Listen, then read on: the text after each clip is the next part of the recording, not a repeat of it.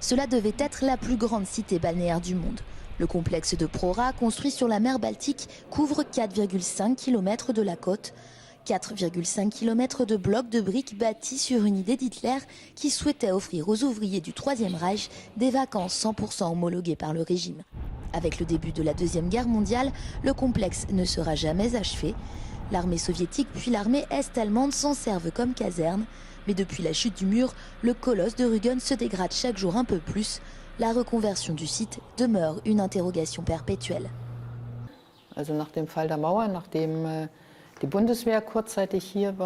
Après la chute du mur, après le court séjour de la Bundeswehr, ici, on n'a eu qu'une idée en tête, vendre ce lieu.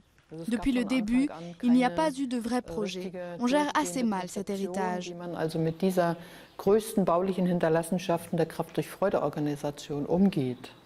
La rénovation de ce gigantesque vestige de l'Allemagne nazie serait extrêmement coûteuse. Par exemple, le simple ravalement de façade de l'un des blocs coûterait plusieurs dizaines de millions d'euros.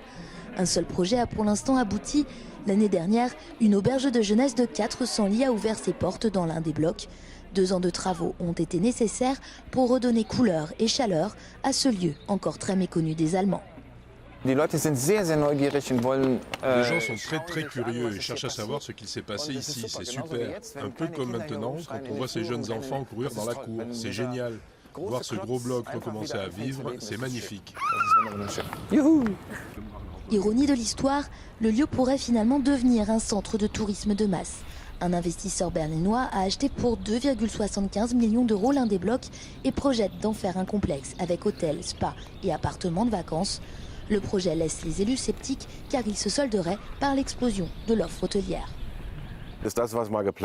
Les nazis avaient prévu d'installer ici 20 000 lits. Je pense qu'avec 3 000 lits, on est déjà à la limite. Les travaux devraient bientôt commencer.